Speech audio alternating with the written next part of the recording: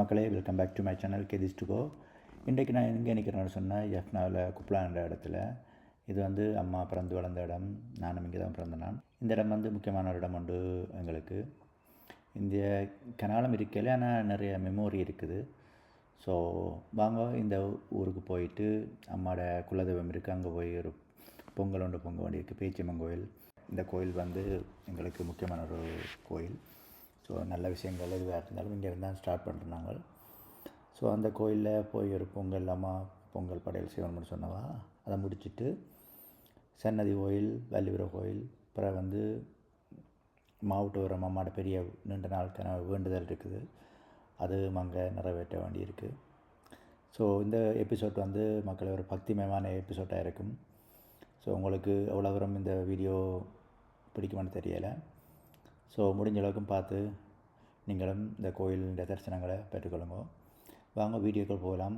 So இந்த video வந்து முழுக்க முழுக்க பக்திமயமான வீடியோவாக தான் இருக்கும். இந்த ஊரில் மக்களே நிறைய மக்களை காணையில், மக்களோட நடமாட்டம் குறைவாக இருக்குது. சரியான குறைவான மக்கள்லாம் இங்கே வாழையினோம். இது மக்களே குப்லான் விக்னேஸ்வரா மகா வித்தியாலயம். இங்கே தான் சின்னல நாங்கள் படிச்சினாங்க, இந்த ஸ்கூல்லாம் படிச்சினாங்க. ஸோ இப்போ வேறு மாதிரி இருக்குது. முந்தி அந்த இடங்களில் இருந்த இனவெல்லாம் அந்த கிட்ட போய்க்கு அந்த இனவெல்லாம் வருது, சூப்பராக இருக்கும். இது விக்னேஸ்வரா மகா வித்தியாலயம் மக்களே. ஹாய் வணக்கம் மக்களே, நான் கேதிஸ் டு கோ. இப்போ நான் வந்து நிற்கிற இடம் வந்து ஒரு வித்தியாசமான இடம். இது ஒரு தரம் பார்க்க இல்லாத ஒரு இடம் உண்டு, ஒரு பார்த்துருக்க மாட்டோம் இந்த இடத்த. அப்படி ஒரு வித்தியாசமான இடம். இது வந்து எங்களோட பாரம்பரிய கிணறு உண்டு, காட்டுறாங்க வாங்க. இவ்வளோ டிஜிட்டலாக வச்சுக்கொண்டாங்க. வாவ், இப்போலாம் கஞ்சிலண்ணா இது கிணறு பாருங்க எப்படி இருக்குன்னு. கிணறு மாற்றி இதுக்கு பெரிய மரமே முளைக்கிற அளவுக்கு வளர்ந்துருக்குண்ட.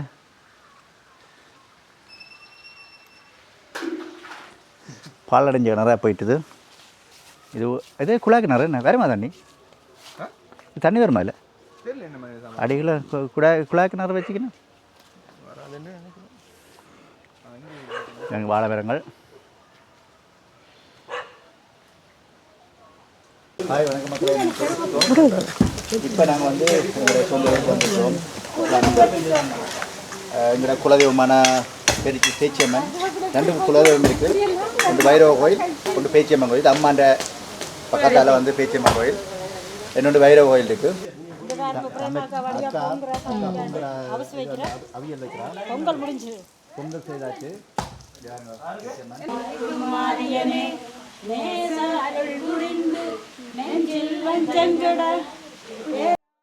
ஸோ மக்களே, பேச்சியம்மன் கோயில் பூசை முடித்தாச்சு. அம்மாண்ட குலதெய்வமான பேச்சியம்மன் கோயில் பூசை முடித்தாச்சு. இப்போ வந்து நாங்கள் வள்ளிபுர கோயிலுக்கும் சன்னதி கோயிலுக்கும் கிளம்ப போகிறோம். ஸோ இந்த எபிசோட் வந்து ஃபுல்லாக வந்து பக்திமயமான எபிசோட்டாக இருக்கும். ஸோ என்னோடய வீடியோ கண்டினியூவாக பாருங்கள். ஸோ இது கொஞ்சம் வித்தியாசமான வீடியோவாக இருக்கும்னு நினைக்கிறேன். நான் கேதிஸ் டு கோ. இப்போ இங்கே வந்து நிற்கிறேன்னு சொன்னால் வள்ளிபுர கோயில், வடமராட்சியில் இது ஒரு பெரிய கோயில் உண்டு. இந்த கோயிலுக்கு நிறைய சிறப்புகள் இருக்குது. ஸோ சின்ன வேலை வந்த இனவுகள் நிறைய இருக்குது இந்த கோயிலுக்கு. ஸோ இப்போ காலத்துப்புறம் இந்த கோயிலுக்கு வந்திருக்கேன். உள்ளுக்கு வீடியோ எடுக்க முடியாது மக்களே, அதால் வந்து வெளிப்பக்கத்தை காட்டுறேன். உள்ளுக்கு முடிஞ்சால் அங்கே எடுத்துகிட்டு உங்களுக்கு வீடியோ நான் போடுறேன். இதை சுற்றி இந்த கோயிலுக்கு வந்து ஞாயிற்றுக்கிழமை வந்து சிறப்பான பூஜைகள் நடக்கும். இப்போ கிருஷ்ணருக்கு வந்து ஞாயிற்றுக்கிழமை சிறப்பான பூஜை நடக்கும். ஸோ ஒவ்வொரு ஞாயிறும் வந்து இங்கே திருவிழா மாதிரி தான் இருக்கும். அவ்வளோ நிறைய மக்கள் வருங்க வேறு இடங்கள்ல இருந்து. உள்ளுக்கு போய் எடுக்க முடிஞ்சால் அந்த வீடியோ காட்டுறேன். ஸோ வாங்க பார்ப்போம் உள்ளுக்கு போய் எப்படி இருக்குது இந்த கோயிலிൻ്റെ உள்ளமைப்பு, வெளிப்புறங்கள் எப்படி இருக்கின்றதை நான் உங்களுக்கு வீடியோவில் காட்டுறேன். நீங்களும் பார்த்து தெரிஞ்சு கொள்ளுங்க.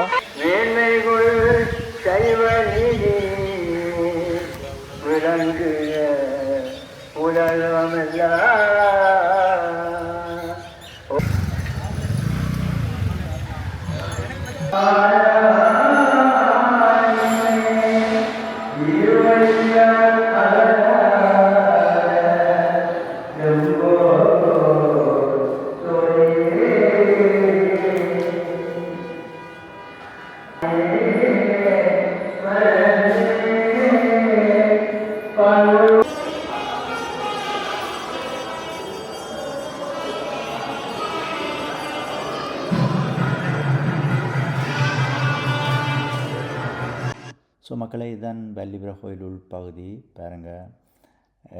கிட்டத்தட்ட 25-30 வருஷம் ஆச்சுது. உள்ளுக்கு புனரமைப்புகள் எல்லாம் நடந்திருக்குது. ஆனால் எந்த மாற்றங்களும் இல்லை. அந்த அடிப்படை பாரம்பரியத்தை மாற்றல, அப்படியே வச்சிருக்கிறேன். நான் 30 வருஷத்துக்கு முன்னே அப்படி பார்த்தேன்னா அப்படியே இருக்குது இந்த கோயிலின் உள்பகுதி. நீங்களும் பாருங்கள், கிருஷ்ணர் தரிசனம் உங்களுக்கும் கிடைக்கட்டும். நீங்களும் பார்த்து கும்பிடுங்க. வாங்க இப்போ வீடியோக்குள்ளே உங்களுக்கு காட்டுறேன்னு சுற்றி என்னால் எவ்வளோ எடுக்க முடியுமோ தெரியல. ஒரு ஆளை கேட்டேன்னா அவர் சொன்னவர் பிரச்சனையில் எடுங்கன்னு சொல்லி, அதால் இந்த உள்பகுதி எடுக்கிறேன். நம்மளாக எடுக்கக்கூடாதுன்னு நினைக்கிறேன். ஆனால் ஒரு பெருசாக அந்த ஸ்ட்ரிக்டாக ஃபாலோ பண்ணல, அதால் வந்து என்னால் எடுக்கக்கூடிய மாதிரி இருந்தது. பார்த்துஞ்சவங்க இது பிள்ளையார். பெருசாக அவ்வளோத்துக்கு இந்த கோயில் அவ்வளோத்துக்கு பெரிய ஒரு மாற்றங்களும் பெருசாக செய்யலை. ஆனால் நல்லா இருக்குது. இந்த கோயில் உள்பகுதியில் வந்து அதே மாதிரியே இருக்கிறது ஒரு சிறப்பு இந்த கோயில்கிட்ட. பாருங்கள்.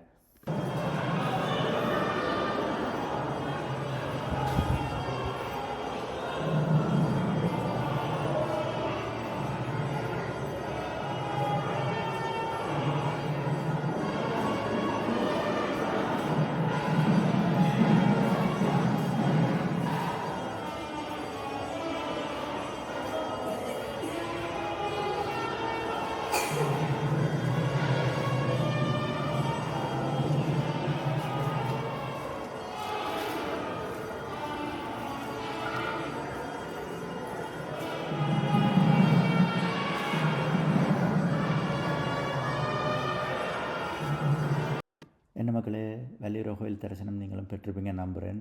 இந்த காணொளி வந்து லெந்தாக இருக்குது. அப்படியே நான் வந்து முடிஞ்ச அளவுக்கும் இந்த கோயில் தரிசனங்களை வந்து எவ்வளோத்துக்கு குறைச்சி லெந்தை குறைச்சி பதிவேற்றம் செய்ய முடியுமோ அவ்வளோத்துக்கு பதிவேற்றம் செய்திருக்கேன்.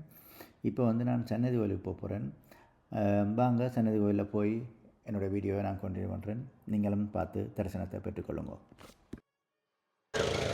வணக்கம் மக்களே, இப்போ வந்து நான் சன்னதி கோயிலில் வந்திருக்கோம். சன்னதி கோயிலை போய் மறுபடியும் சுற்றி பார்ப்போம் மக்களே. அதனால் பேரில் சன்னதி கோயிலுக்கு. வணக்கம் மக்களை, கேட்டுக்கோ. இங்கே வந்து இப்போ வள்ளியூர் கோயிலுக்கு போயிட்டு இப்போ சன்னதி கோயிலுக்கு வந்திருக்கேன், தொண்டமனார். ஸோ தொண்டமனாரில் வந்து வீடியோ எடுக்கலாம்னு நினைக்கிறேன். உள்ளுக்கெல்லாம் செல்வ சன்னதின்னு சொல்கிறவ, அதாவது இன்னொரு பேர் இருக்குது அன்னதான கந்தன்னு சொல்கிறவ. இந்த கோயில் வந்து சிம்பிளாக இருக்கும், மக்களுக்கு எளிமையான முருகன் சொல்லிடணும்.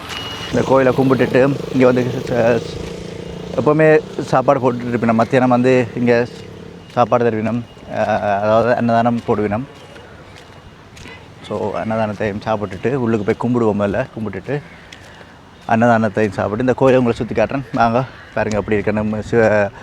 செல்வச்சன்னதி இது பெரிய புனரமைச்சு பெரிய டெவலப்பில் இருக்காது. ஆனால் எளிமையான ஒரு சன்னதி. எப்போவுமே வந்து மக்கள் வேதானாக்கள் எல்லாம் வந்து இங்கே தங்குற மாதிரி எல்லாம் இருக்குது. இப்போ பிள்ளை இல்லாதாக்கள் ஆதரவற்றோர் வந்து இங்கே வந்து தங்குற மாதிரி ஒரு கோயில் உண்டு. இங்கே வந்து கடைசி காலங்களில் இங்கே வந்து தங்க ஆசைப்படுவினோம். ஸோ அப்படி ஒரு கோயில் உண்டு. இது வந்து ஒரு எல்லாருக்கும் பிடிச்ச கோயில். இப்போ நல்லூர் முருகன் சொன்னால் அவர் பணக்கார கந்தன்னு சொல்லிவினோம்.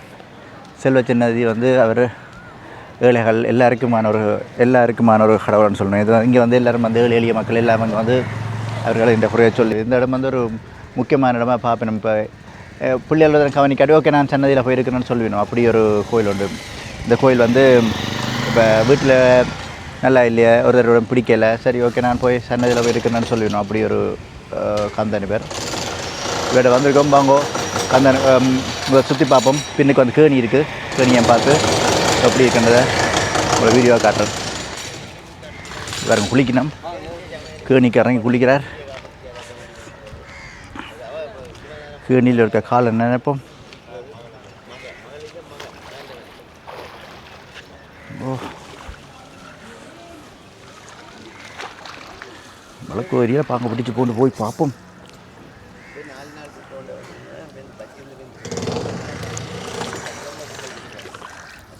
வேறு குளிக்கிறார் ஐயா, குளிக்கிறார் வேறுங்க.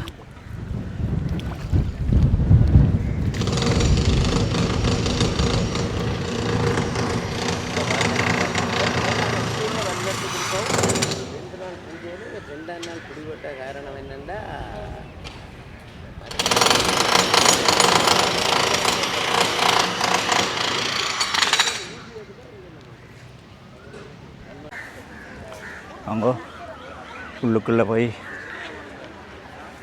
முருகன் எடுப்போம் வீடியோ.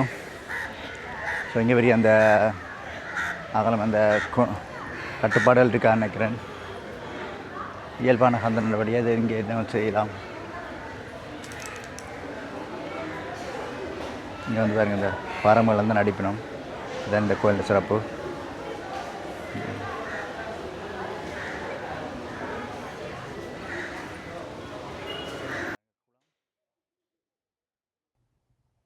இது வந்து கோயிலோட கேணி மக்களே. இதுதான் கேணி பாருங்க அப்படி இருக்குன்னு. தீர்த்த திருவிழா தேருக்கு அடுத்த நாள் தீர்த்த திருவிழா செய்கிற கேணி. வெளியில் புறத்தில் வந்து மக்களே பெரிய ஒரு கேணி இருக்குது. அதை வந்து தொண்டமனாறு கடலோட வந்து ஜாயின் பண்ணி அப்படி செய்திருக்கணும். அது படிக்கட்டெல்லாம் இருக்குது. நீங்கள் இறங்கி வடிவாக குளிக்கலாம்.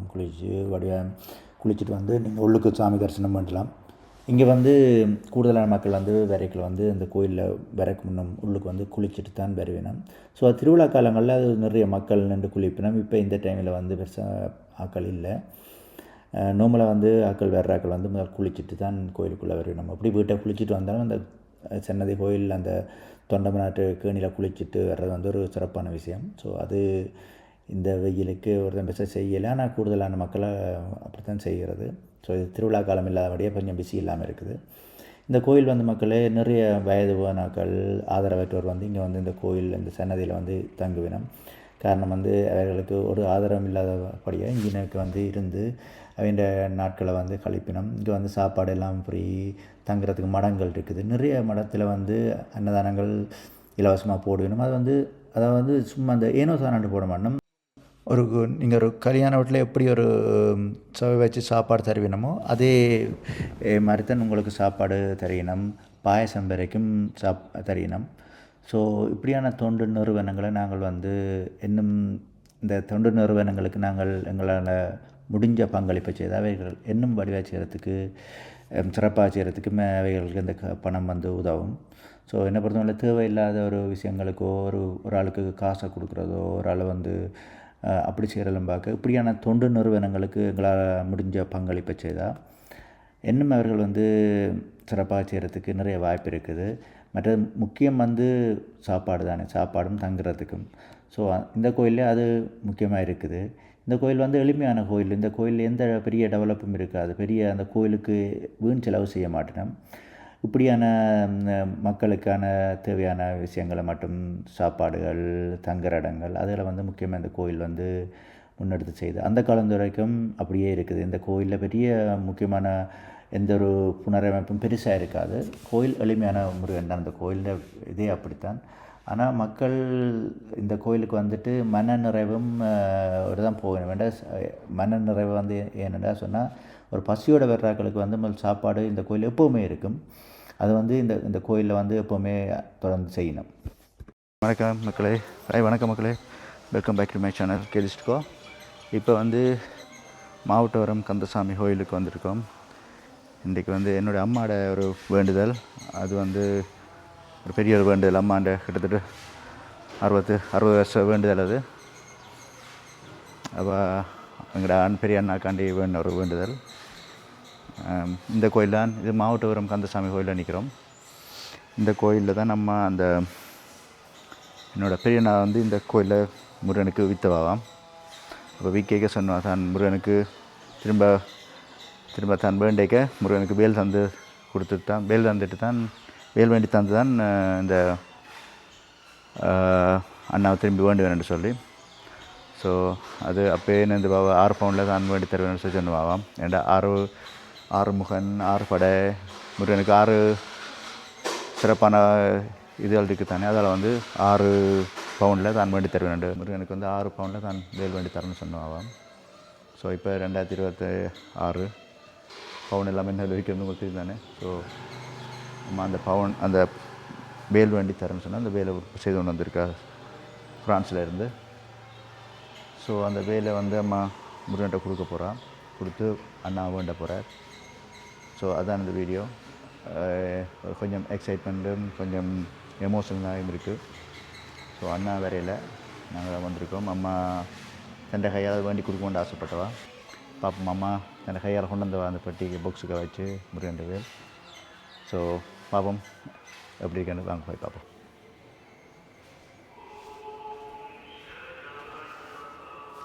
இது வசந்த மண்டபம்.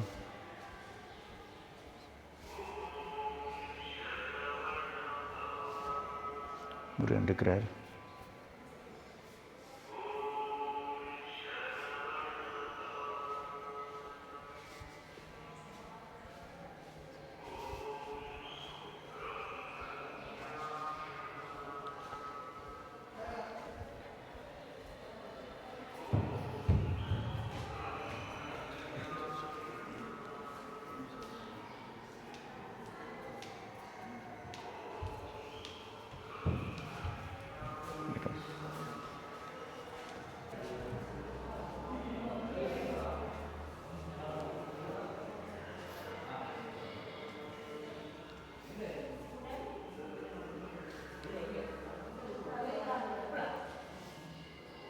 இங்கே அம்மா நிற்கிற வேலோட. வணக்கம் ஐயா. ஆமாம் அதெல்லாமா தம்பி குடையாரு. ஓ செட்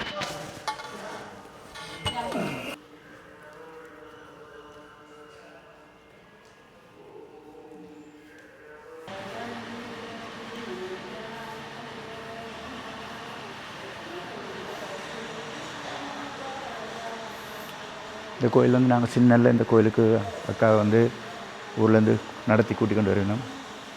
சின்னல்ல வந்த ஞாபகம். அதுக்கப்புறம் இந்த கோயிலுக்கு பெருசாக வந்ததில்லை. ஸோ அம்மாண்ட வேண்டுதலுக்காண்டி கிட்டத்தட்ட 55-60 வருஷமாக அம்மா வெயிட் பண்ணியிருக்கேன் அந்த வேண்டுதல் நிறைவேற்றுறதுக்கு. அதெல்லாம் வந்துருக்கிறோம். பெரிய ஒரு வேண்டுதல் அது அம்மா இன்றைக்கு நிறைவேற்ற போகிறான். ஸோ அம்மா தான் இருக்கிற காலத்தில் அந்த வேலை வேண்டி கொடுக்கணும்னு ஆசைப்பட்டதான்.